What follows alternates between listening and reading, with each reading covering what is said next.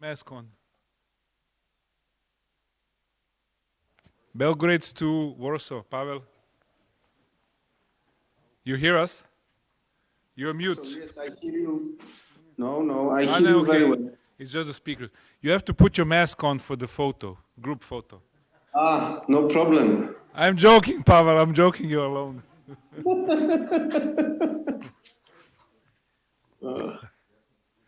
I wish Okay, to be with so you we are guys. live.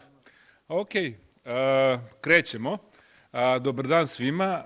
Velika mi je čast i zadovoljstvo da danas budem moderator ovog panela koji će razgovarati o tome kakva je budućnost bankarstva, dokle smo stigli sa digitalizacijom, koje su neke stvari koje smo naučili, neke pouke koje smo dobili u prethodnih godinu i po dana od kako je počela korona i od kako smo se posljednji put družili i da vidimo jednostavno kako banke u Srbiji funkcionišu u 2021. godini i kakvi su nam planovi za naredni period.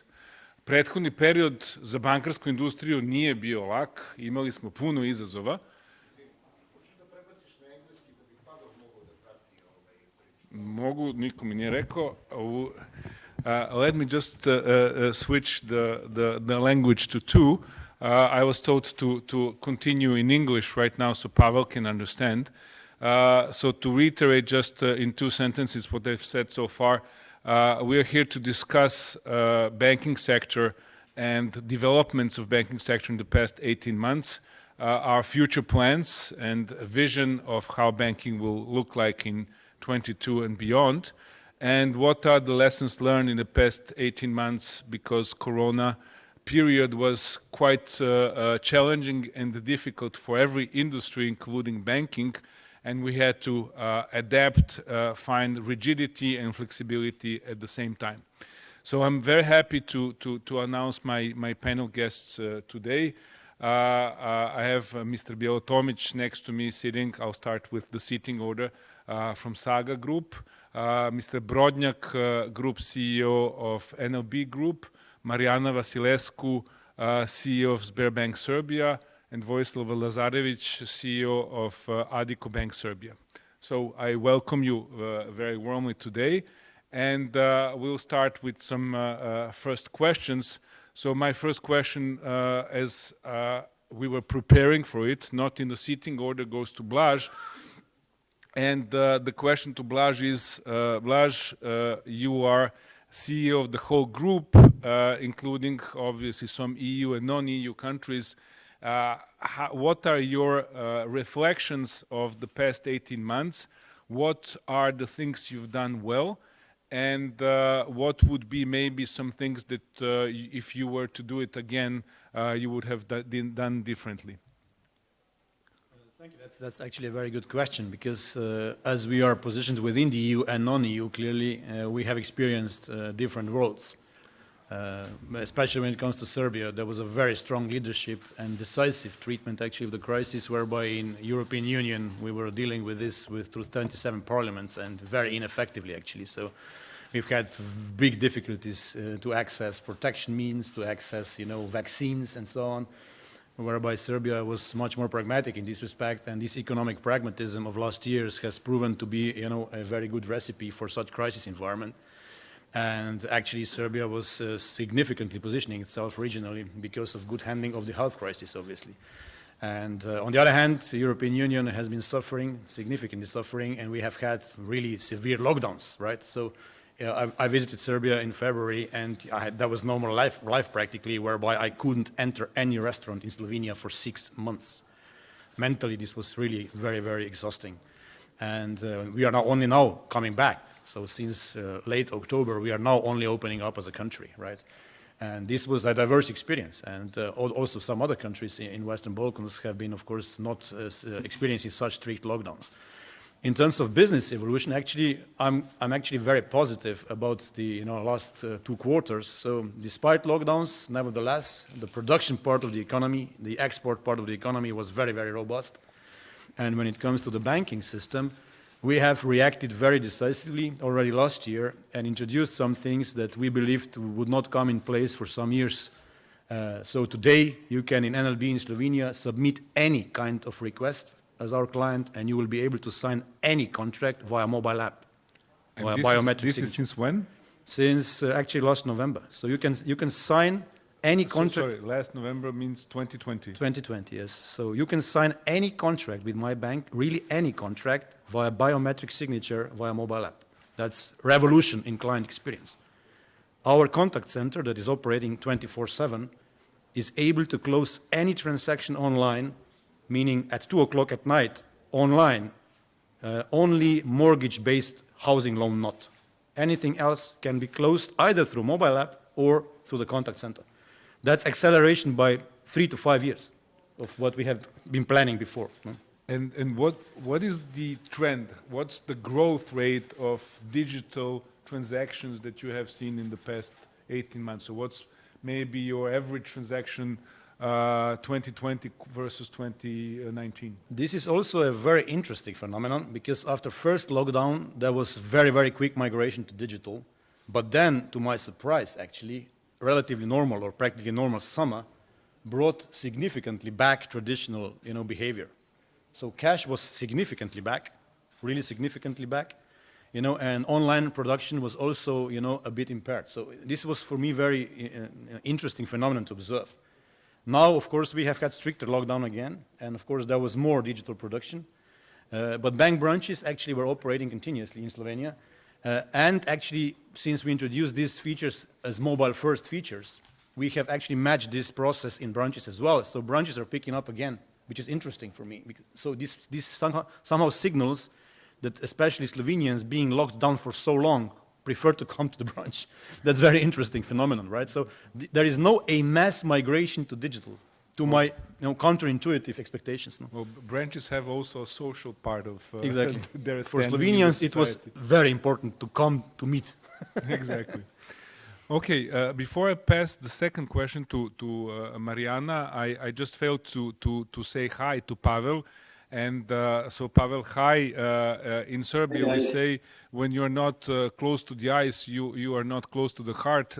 In this particular instance, you're close to our heart, although we are in Warsaw. And get ready for one of the follow-up questions. Mariana, Sberbank did a huge amount of innovation in the past years. You, as a huge banking group based in Russia, you were getting ready for digitalization, like Indians in this old joke for many years for it to come, and actually the tide picked up tremendously in the past couple of years, and you were very ready. I was impressed by some of the technological innovation that your bank came up with, including biometric authorization on POS terminals. So what is your experience, and how do you see this trend going forward?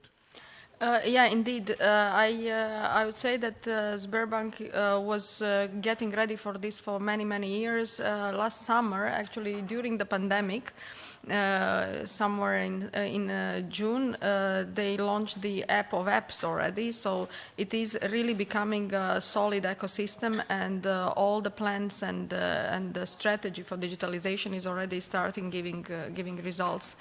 It is impressive, and it is recognized last year in 2020. The prestigious magazine, The Banker, gave the Sberbank the title of the best bank in Central and Eastern Europe, and the innovations are really impressive. Like as you mentioned, there is a biometric identification of clients even at the ATMs, and basically as a client you don't need any identification document or password or whatever to access your account and do operations via ATM.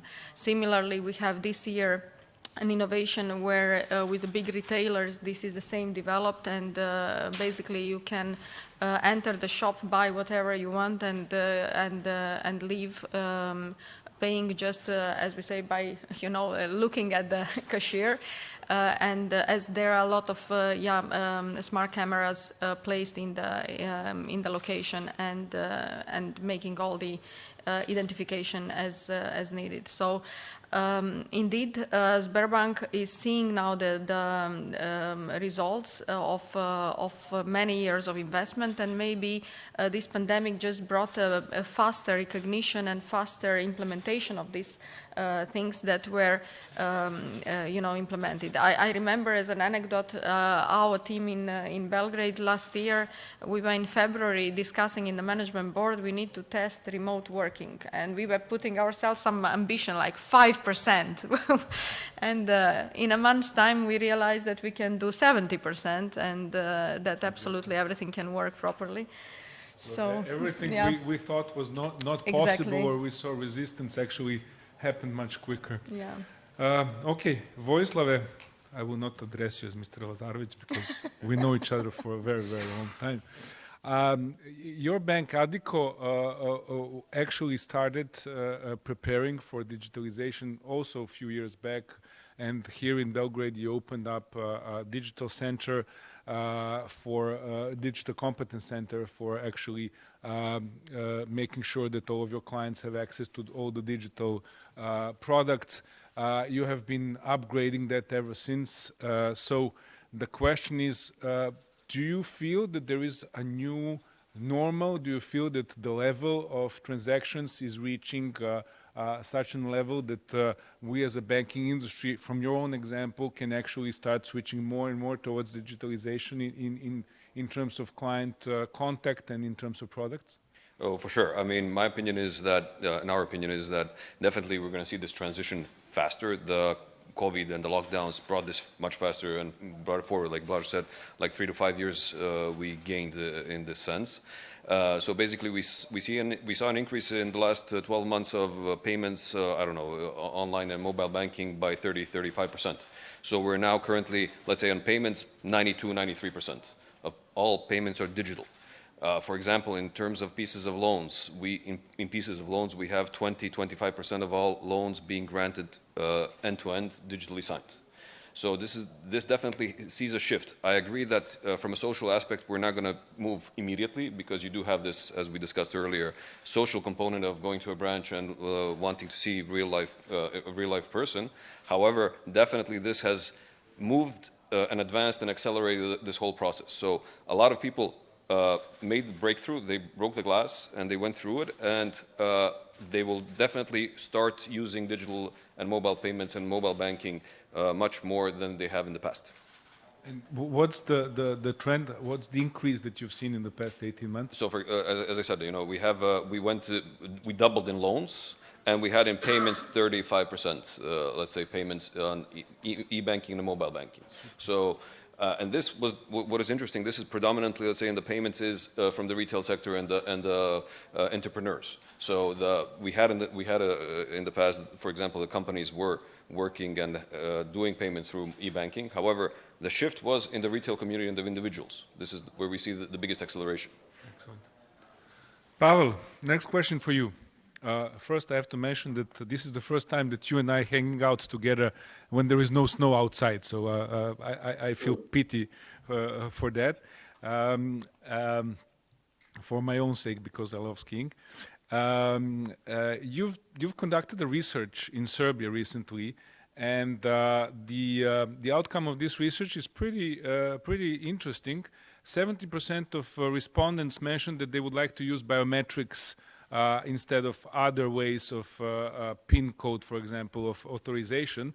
And also the same number of respondents, so same very high number of people actually expressed desire to start making their payments through contactless payments and mobile wallets.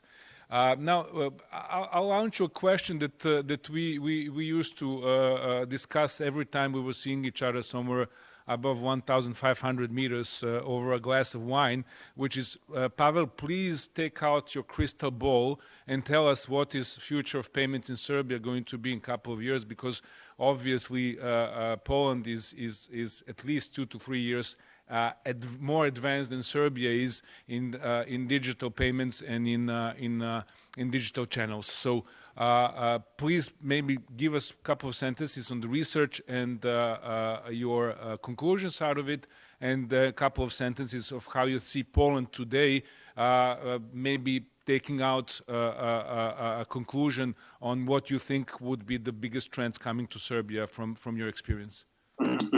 First, I'm really sorry not to be able to be with you in the mountains, but I very much hope and believe that we will do it very soon.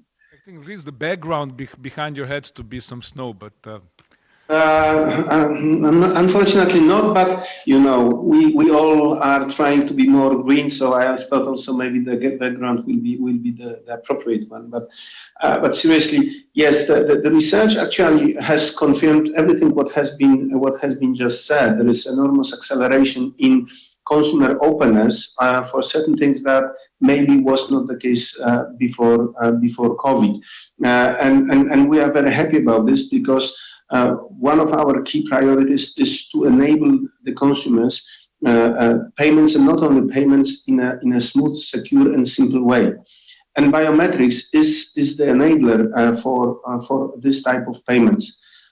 What also we see not only in Serbia, across multiple markets, the adaptability to contactless payments became enormous, not only from a consumer point of view, but also from a merchant side. And even countries that when you enter into the store, you could see signages that were actually calling for contactless payments, promoting it to the consumers to pay only contactless, not even electronically with the PIN verification, but contactless and mobile. And biometric is very important part for that, because biometric is also universal experience for both payment in store and with mobile, and payment in e-commerce, because the e-commerce boom is something that is great, but also we need to manage it properly meaning securely, but also with appropriate user experience. And this is what biometric brings, and we are happy that we've been working with the banks, with the retailers already before COVID on introducing different biometric solutions like MasterCard Identity Check Mobile. That is kind of infrastructure, but also paying a lot of attention on what is the user experience at every moment of the transaction. And COVID accelerated this work, and we see more consumers being open and willing to use mobile banking, and with that mobile wallets. So the research shows that actually there is a consumer readiness, there is consumer openness. Everybody, let's say a majority of the people, like 80%, understand the benefits and are open to do so.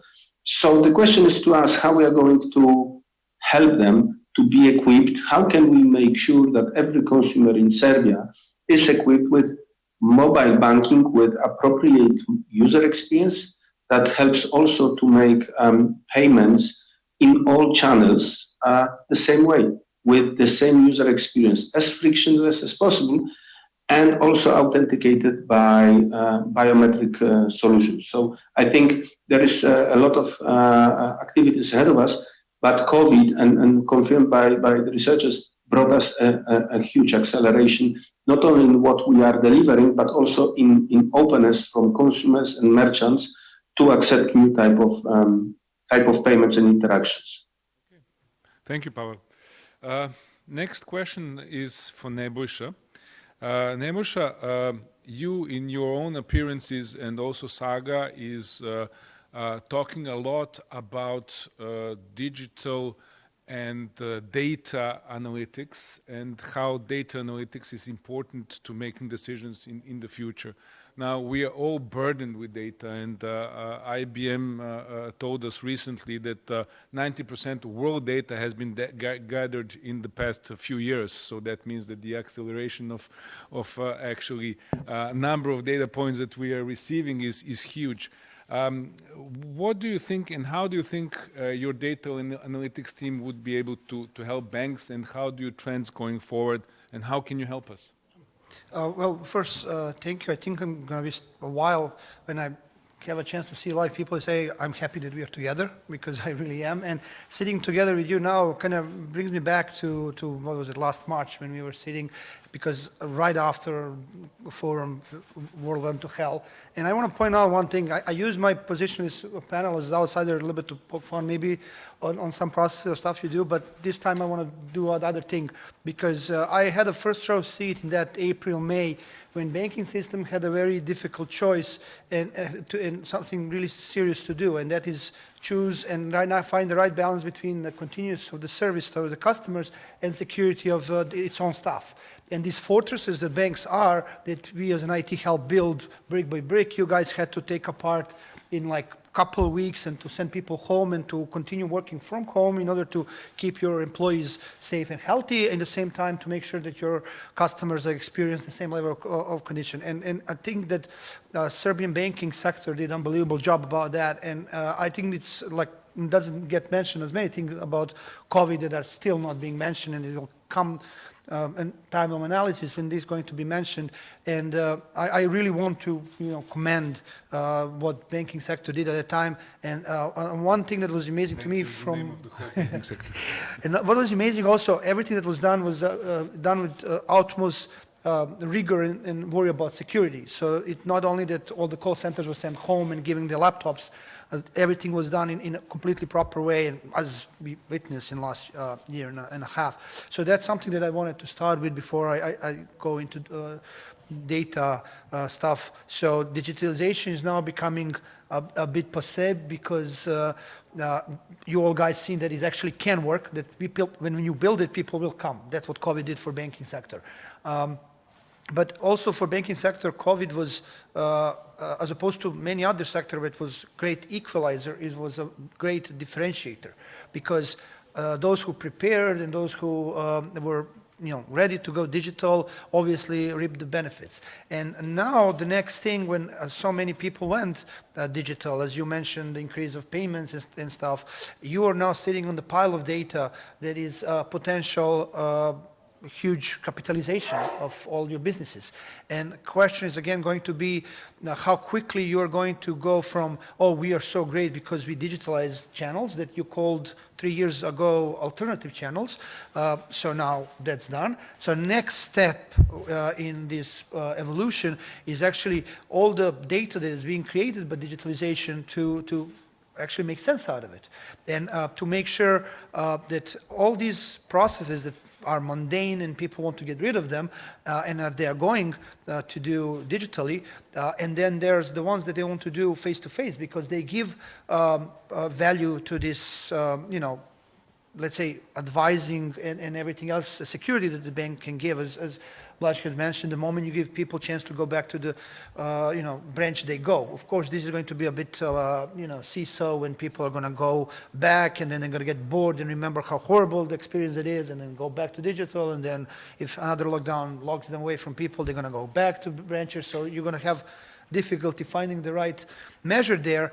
But what is going to help you is that with all the wealth of data that you have about their preferences and their habits, you will be able to measure and personalize take for every customer out there. So the ones who prefer more to talk, you will make a branch available. For those who are annoyed going to branch, that will be a different set of offer. And I think that the data combined with the digitalization and automation of the banks is going to give the rise of personal banking, but not as a VIP status.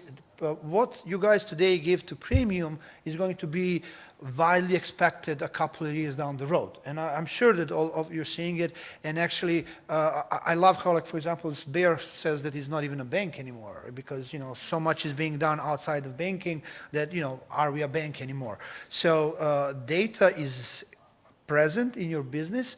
You need to make sense out of it. You will have to adjust further, so not just having your digital heads, now you're going to have data science heads, and all these guys. One beautiful thing about banks is actually you know a lot about modeling because you've been doing modeling since the dawn of banking because you model the risk, right? So now you need to take all this data and all these algorithms and model our behavior.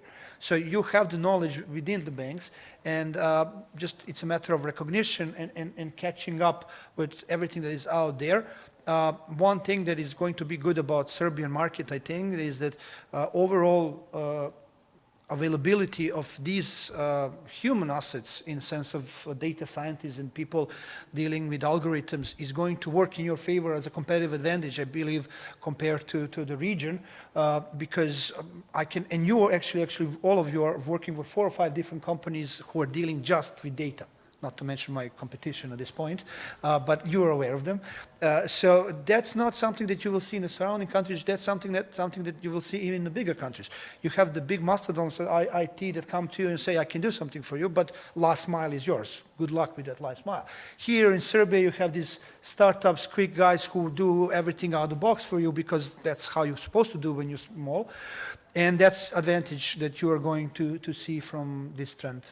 Okay, thank you. My impression is you may have maybe too high of an opinion of the banking sector. We are not that big of modeling and data wizards as you may portray us, but nevertheless,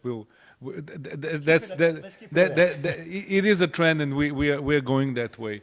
And also, a segment of one concept is something that I'm certain most of us are thinking of. Now, going back from, and this was Mr. Vlahovic's really most important topic that he likes to talk about, bank centricity of the Serbian economy. Now let's move to client centricity and talk about client and their needs. 2020-2021 early was actually showing us a trend in terms of how quickly other industries are adapting to their clients' needs. And my questions in this second round will be based on how do we think as bankers we can adapt our proposition to our clients, mostly businesses, so that we facilitate their reach, their product, their capacity to actually make client journey easier from the payment point of view and from transaction basically. So those changes in behaviors may to some people look short-term. I'm certain that these are long-term tectonic shifts and that these things will not come back. So first question to Blaž, what do you think the banking sector with new services is doing, and are you getting ready for going beyond where you are in terms of client offers? And again, I'm talking about your business clients mostly. Yeah, so I would turn it around a bit, because in a bank-centric economy, banks bear higher responsibility. Not only providing convenient, to the point, at the right time, at the right place, the right solutions, but with the entire Green Deal ambition of European Union, with the entire new leadership in the US and so on, the sustainability is coming to the forefront of everything of what we do. For example, NLB took a decision: no coal anymore. We will not finance any coal-based technology, even enhancements, not anymore. We will be promoting, for example... Blaž, you're taking away my third topic, which is ESG. Let's talk about it later. But ESG is the gist of what we do now. It is. Because what we do in terms of digitization, being at the right time, the right place, at the right, with the right solution, is just convenience. It's client experience. It's following client's path. But we have to show them the way, because this is what is expected. You don't feel it yet in Serbia, but European Central Bank, European Bank Authority, and the others are all over us. And it's not only their ambition. If you hear to the if you listen to what the European Commission is doing, if you listen to Madame Lagarde, she's talking about nothing else but Green Deal, equality, and so on, right? No more monetary policies. So even regulatory framework is changing. So we together as a whole society, also have to understand that just doing business conveniently is no longer good enough. We will have to do the right business for the sustainability of this planet. And here actually lies our highest responsibility at this point of time, not because it's just imposed on us, but because this is something we need to do. Otherwise, it is more or less data-driven, it is more or less relationship-driven. So when it comes to corporates, it is really understanding more fundamentally the business models and then of course just adjusting servicing to of these business models. You know, That's the bulk of my question. Are you? Yeah, I'm not What's focused. your experience in the past 18 months on that, and are you getting ready to upend that in the next? My experience for last 18 months was that, you know, different to previous crisis, that this time around banks did the right thing, and banks were there, which means we have provided liquidity, we have, you know, somehow decreased pressures through moratoria and so on. Of course, part of it was driven by regulatory and legislative decisions, but generally the banks are liquid, the banks are capitalized well, and are able this time around to really properly talk to clients in distress, you know, which is different to the previous crisis where, you know, we were strangling them, frankly. So this is now the right time for the banks finally to demonstrate their role as it should be. You know, and if you look at the difference between the, for example, European regulatory framework and US and Chinese framework and the others, Europe has been actually shooting itself in knees through very strict regulation. You know? And this time around, luckily, we are capitalized enough and we are liquid enough that despite very strict regulation, we were able actually to assist our corporate clients through this crisis, be it through simply, you know, releasing the pressure of liquidity squeeze, you know, via extending some moratoria and so on, be it through actually providing meaningful funding. And this is the historical chance of the region. This I always say now publicly. This COVID has been the historical chance of this region because we are 4-hour drive, Belgrade is 4-hour drive from Vienna, that's the heart of Europe. And the global supply chains are repositioning as we speak. And if we miss this opportunity, I'm glad Serbia is not missing it, actually. Serbia is working on this. It's really, you know, attracting direct foreign investment massively. You know, this is the right time to take this opportunity, really, you know, to build a productive infrastructure and really engage and become a part of a massive supply chain shift, which is happening as we speak. I expect at least 20% of supply chain to shift from Pacific to Central Europe, because you simply have to de-risk and mitigate situations such as global pandemic. We were not used to it, now we know. You know, look at what's happening now with shortages of raw material and something else. Now, we have a family, my brother is having a family business of, you know, wine production, and we try to buy, you know, cardboard boxes for, you know, packaging 6 bottles in this box. It's impossible to get white cardboard for 6 weeks or 2 months. It's impossible, and the price has increased by 30%. Right, so that's you know, something that is going to shake up the system a bit, and there is going to be much more business in Central Europe. And who else, you know, with still existing, you know, labor cost here and still and significant engineering know-how, especially in terms of digitization, you know, Serbia is extremely well positioned for this opportunity to take. Thank you for those views.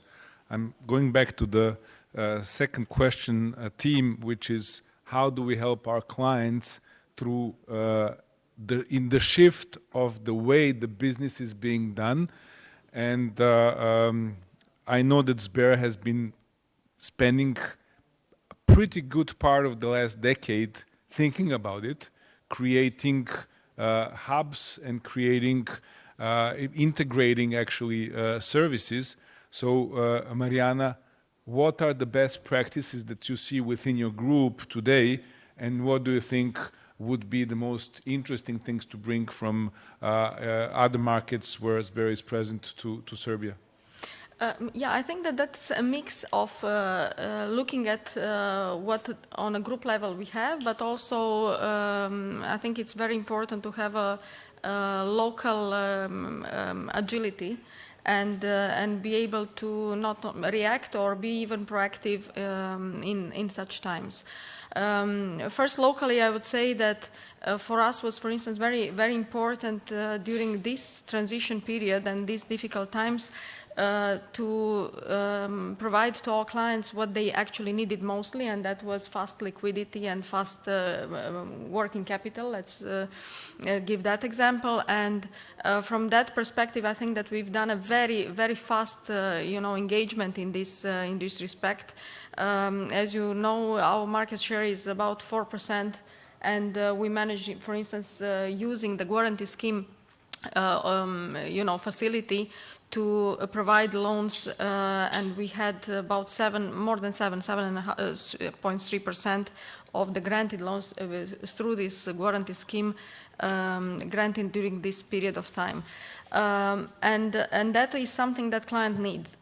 Also, it's our responsibility to educate them and to be there for, to advise them on the right direction. One part that we also use as a know-how also from the group is actually the factoring, for instance, which is an excellent solution during this generally, but especially during this time. And that's something that that help clients to balance and not to let's say overburden themselves within credit risk. I think this is a more elegant solution for many of the businesses, and it's something that we see Serbia has a lot of room to develop in this direction. For instance, factoring is something that, if you look at other EU countries, is significantly more developed, and it is something that I think we as a bank, we have this responsibility to develop it, to increase awareness, increase knowledge for our clients. We successfully do it for suppliers of, for instance, of big retailer as Mercator is, and it's a good example, and we see that this is working. As I said, products that need to be explained, need to be developed, and clients will appreciate. On the retail side, of course, what we take also from our group is this part of digitalization, and again finding a right balance for repetitive, easy service solution for clients.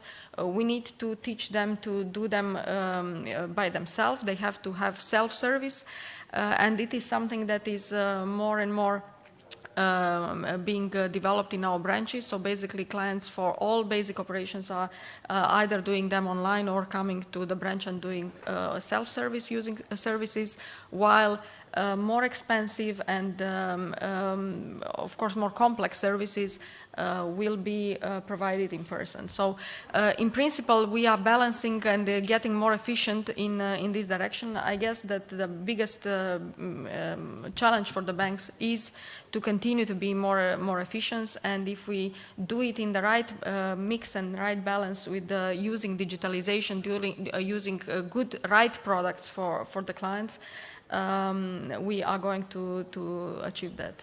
Thank you. Vojislav, so your digital competence center was incepted, as we discussed 3 years ago. It's a very good platform.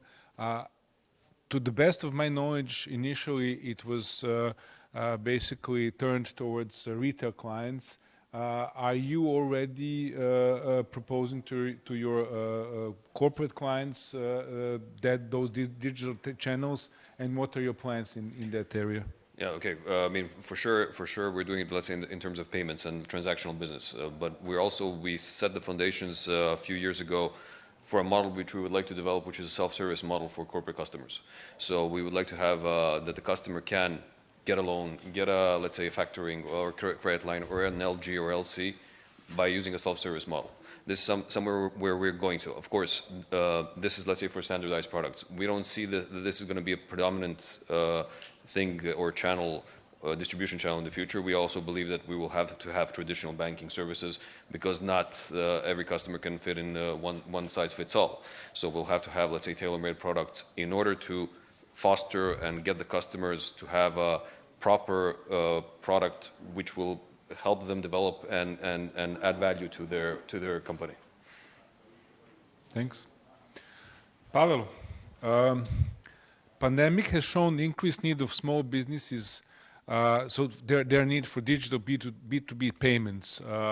Jelena in a panel yesterday mentioned that there are new solutions which are almost ready-made for Piazza, which is Serbian for a green marketplace, or for food deliveries, or for really those small and relatively inexpensive transactions.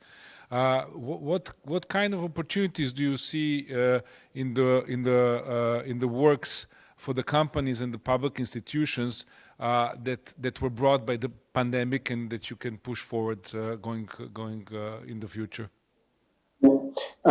Many times already today discussed not only the volume but also the numbers of users in e-commerce digital due to COVID has increased on a consumer side, but we see also a big need, maybe even bigger on a SME side. SME business, let's say digital in terms of payments, to some degree before COVID was not included, was excluded from the system for 1,000 different reasons. And COVID has accelerated the need and the willingness to be included. Now, then the question is, how can we help them in making sure that they can offer the consumers a different ways of payment?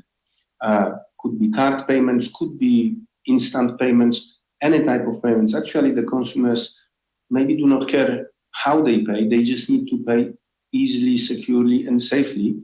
The same for the merchants. So in the last months, we've been focusing on not only on biometric authentication, but also on enabling consumers that they can save their credentials and just by one click make a payment. And we see enormous growth of solutions offered by us and our partners, enabling merchants and consumers to store the data, and whenever I check out, I make click, and the payment has happened. And we believe that's something fundamental for growth of digital payments. This could be done in e-commerce, but it could be done also in-app, meaning via mobile banking. That has brought us to another topic, maybe not related to e-commerce only, but an increase of digital payments increases also the richness of data. And we mentioned about data analytics and this part, but what we started paying more attention based on an experience from other markets is how the data is being used. And do we have the right tools to use the data in the right way? Actually, this triggered the question, who is the owner of the data and what are the rules behind that? And this is something that we are paying a lot of attention and working with our partners to make sure there is no worry from the consumer nor from the merchants on their own data. It's safe, but also it's used in a safe way. And all this brought us to the point that maybe we should not wait for certain regulatory developments in Serbia, because maybe we can already create this market based on some other developments, clearly state who is the owner, and whenever the owner gives a consent, then the ones who got a consent can use this data more properly for the benefits of consumers. So we also see the need of being more focused to have the right education towards consumers, merchants, especially SME, on data ownership and data consent. We see that everything what we are doing creates a great foundation, but if we do not predefine this part, in the future, we all, not we in business, but also consumers, may be exposed to some limitation. And COVID has really very much accelerated this process, which is a process where consumer and the merchant is in the center. So these are the major points that we see also based on the past, also for the future. Thank you, Pavel.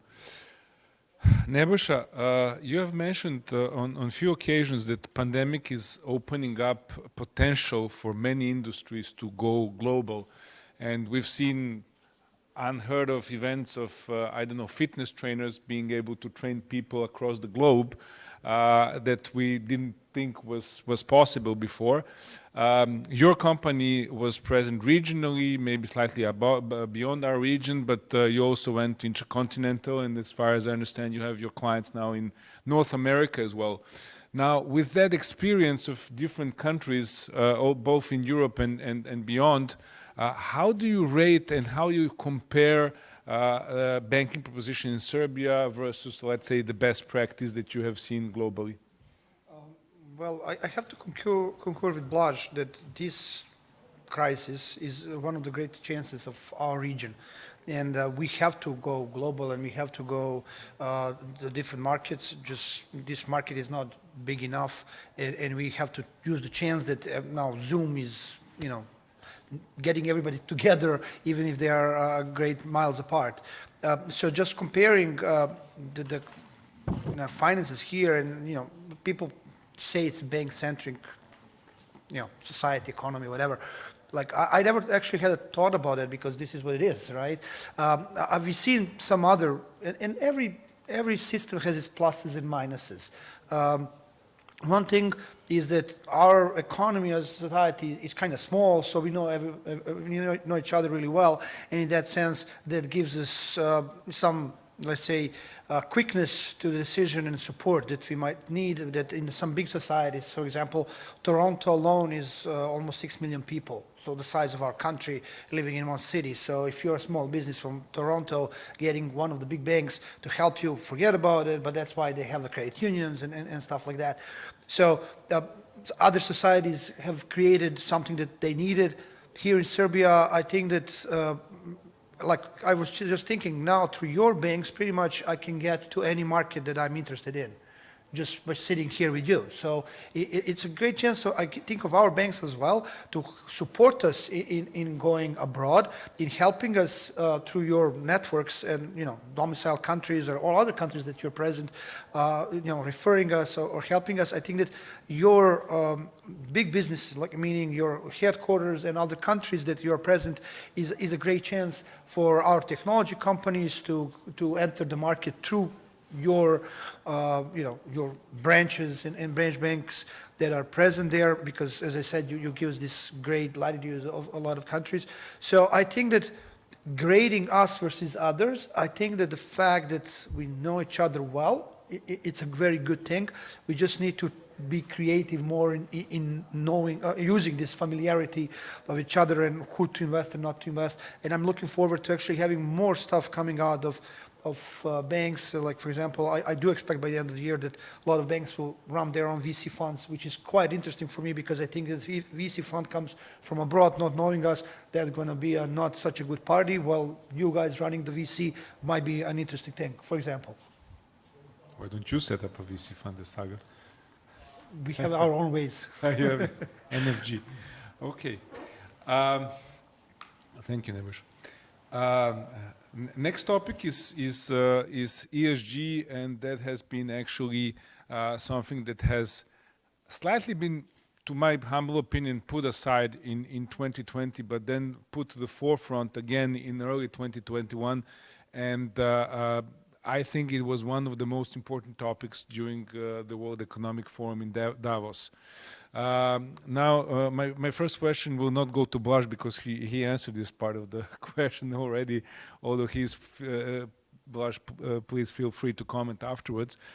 So Mariana, getting ready for this big ESG shift, A, how is your group preparing for it? And B, are you doing something tangible already locally? Regarding ESG, indeed this is becoming more and more now hot topic. There are a lot of things now. I would say that now it has this fancy name of ESG, but I think that most of our organizations were already quite aware, at least of the social and governance perspective anyway. I think that environmental, this is something quite specific for different regions. Western Europe indeed is much more advanced in this, but I think that even, you know, I would say maybe something like pollution and other elements, they were also much more advanced than us in this from Eastern Europe. So I guess it is obvious that the lead is coming from that side of Europe, and all of us are part of some groups, and the lead is coming from our groups in making sure that we have the right strategy, the right policies in place, financing, green financing, and so on and so forth. So this is coming. This is something that we are now also defining, making sure that we are going in the direction of financing just the green, type of projects, but also we have to be very realistic and pragmatic and be aligned to the actual possibilities of the country in which we operate. So here, I would say we will go hand in hand. We will not go much more, ahead of what's happening in the country, because we need to be here a partner for this company. So it should be predictive, it should be clear what we are going to do, and we are going to go in that direction.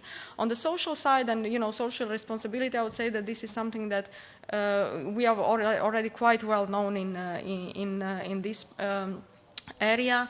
Maybe also, we can now name one of our projects we were very proud of, where we try to engage with our clients to support this social responsible behavior, and also it has an environmental element. We had this exchange for each email that is given by our clients. We give them instead, we plant one tree for them, and this initiative was very well perceived by our clients. This is something that we do now with organizations like Srbija Šume and so on, and now we are having a heavy activity action of planting trees in the country, and this is with the support and help of our clients. Now we are thinking already to move to the next level, engaging our corporate clients in these initiatives, because they're also quite interested to do this. But this is just one example. There are a lot of other things that we are already doing, and we have, I would say, a lot of local initiatives. There are some group, but mostly local. So environmental, I would say, it's a lot of group strategy, and while for the social and the governance, I think this is something that we are quite well involved, and it's logical and to be expected from our type of organization to do. Okay, thank you. You gave me very good opening for a question to Vojislav. Are you planning to change your policies in terms of lending vis-a-vis putting more effort or more emphasis onto greener, cleaner technologies, or you are still staying at the old way of thinking? I think we're in the dawn of this in the region. So basically, as Mariana said, we're working in a country and we have to adjust to align with the country aspects. We're already doing something in this field. It's not that we're not doing it, and we believe, and I believe personally, that we have to be responsible and we have to have prudent banking. Prudent banking is just not just giving up prudent credit risks and credit profiles for customers and proper loans. It is also the ESG, the environmental and social, and the governance. So in this aspect, this is something that is definitely coming down the road. It is something that is going to be put from abroad. It is regulation, as Blaž said, which is from European Central Bank and EBA, and definitely I think this is going to be sooner than later incorporated in all of our strategies and all of our risk policies, that we will have to take into consideration the environment and all the other aspects through this way of prudent banking. It's going to also affect our share price, because if we are not green enough as perceived by our investors, they would, especially now, you have the ESG North funds. American, but as you said, it's coming. They would.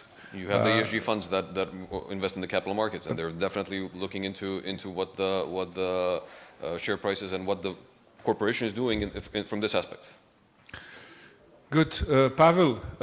Maybe just a couple of sentences. MasterCard and ESG. How does it marry together?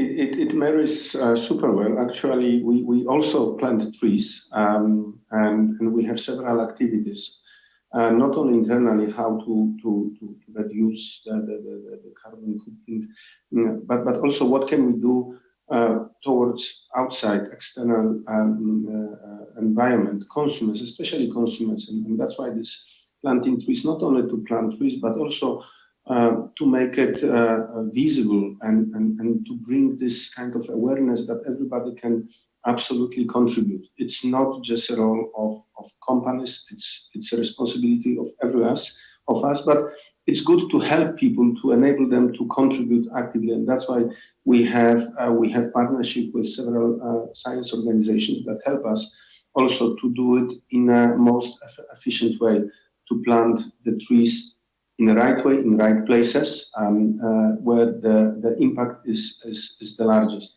And this is also one of the trends we see during and after COVID. This part of our life will become even more important, and we just need practically to contribute. It's all of us has responsibility for doing so. That's why I'm happy that we do plenty activities with our banking customers, merchant customers, partners, because we believe this is not a one player, one man show. It's a network play. We all need to be part of it. Thank you. And now I actually understood why you have these green pastures behind your person in your office. Blaž and Nebojša, a quick question for you. Blaž, because of EU, and Nebojša, because you are the enabler, first impressions and first experiences with PSD2. So first one for Blaž. How big is the trend? Do you see it coming even bigger? And what would be your recommendations for us where this is still coming? Maybe just short comment to the ESG. I don't think we have a privilege to go with the flow. I think finance industry needs to push governments to move faster and quicker in full transition. I will give you just a couple of examples. In Slovenia, in my village, next to Croatian border, 50 kilometers from the smaller town, pensioners organize themselves and have removed all the waste around the roads in this municipality, small municipality. It starts with us as individuals, and us bankers should stop promoting and financing environmentally problematic projects now, not in 15 years from now. We need to get out of comfort zone. I fully agree. We need to get out of comfort zone, full stop. Nobody's here to ask me, but I agree. Yeah. Secondly, PSD2 is of course a big buzz, but so far has not yet come intensively really to the region, because this is a region of small fragmented markets, right?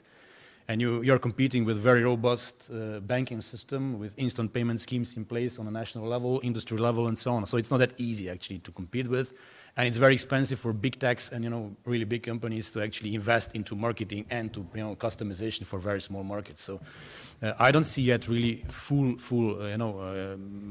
endeavors coming from elsewhere to Slovenia as being a European market. Obviously, we have one, maybe two now in the meantime, actually companies, through APIs connected to our accounts, not more, actually, not more until now, as a systemic bank in Slovenia, right? So that's very small. Yeah, yet. And that's really somehow indication of, the interest for small countries.